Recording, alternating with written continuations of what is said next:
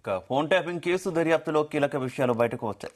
రాజకీయ నేతలతో పాటు పలువురు ఐఏఎస్, ఐపీఎస్, హైకోర్టు జడ్జిలు, ఉన్నతాధికారుల ఫోన్లపైన నిఘా పెట్టినట్టు తేలింది.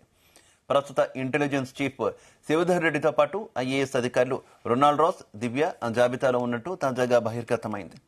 హైకోర్టు సుమోటోగా విచారణకు స్వీకరించిన ఈ కేసులో దర్యాప్తు అధికారులు కౌంటర్ అఫిడవిట్ దాఖలు చేశారు.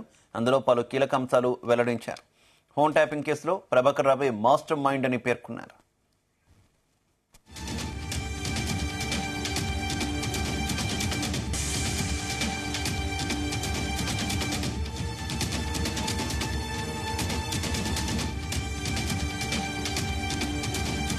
రైట్, ఇదే విషయానికి సంబంధించి మరింత సమాచారం మా క్రైమ్ బ్యూరో రవితేజ అందిస్తారు.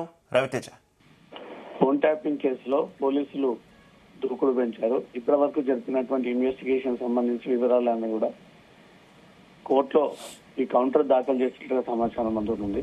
పత్రికల్లో వచ్చినటువంటి కథనాల బేస్ చేసుకుని హైకోర్టు ఈ కేసుని సుమోటోగా స్వీకరించినట్టు కూడా ఈ విషయాన్ని కోర్టుకు తెలియజేయడం జరిగింది. ప్రముఖ వ్యాపారవేత్తలు, హైకోర్టు జడ్జిలు, రాజకీయ నాయకుల యొక్క ఫోన్ ట్యాపింగ్ కి పాల్పడినట్టుగా కూడా కౌంటర్ లో పోలీసులు ఈ విషయాలు తెలియజేయడం జరిగింది. ప్రతిపక్ష నేతలకు సంబంధించినటువంటి కుటుంబ సభ్యుల సహా ఫోన్ తో వీళ్ళు ట్యాప్ చేశారన్నట్టుగా కూడా దీంట్లో ఇన్ఫర్మేషన్ షేర్ చేయడం జరిగింది. ఈ కేసులో 4 పోలీసు అధికారులను ఇప్పటికీ అరెస్ట్ చేసినట్టుగా కూడా ఆ విషయాన్ని కోర్టుకు తెలియజేయడం జరిగింది.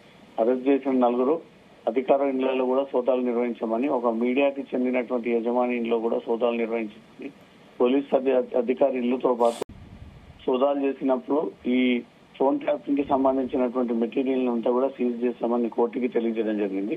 ట్యాపింగ్ సంబంధిత సమాచారాన్ని పోలీసులు మీడియా సంస్థ ఇంట్లో ఈ అంతా కూడా ఎక్విప్మెంట్ సీజ్ చేశామంటూ కూడా అధికారులు కోర్టుకి తెలియజేశారు. ఈ కేసులో ఎస్ఐబి మాజీ చీఫ్ ఇంట్లో కూడా సోదాలు నిర్వహించామని, కేసు నమోదు కాగానే SIB chief Prabhakar Rao India వదిలి ఫారెన్ వెళ్లిపోయాడంటూ కూడా ఈ కౌంటర్ లో దాఖలు చేయడం జరిగింది.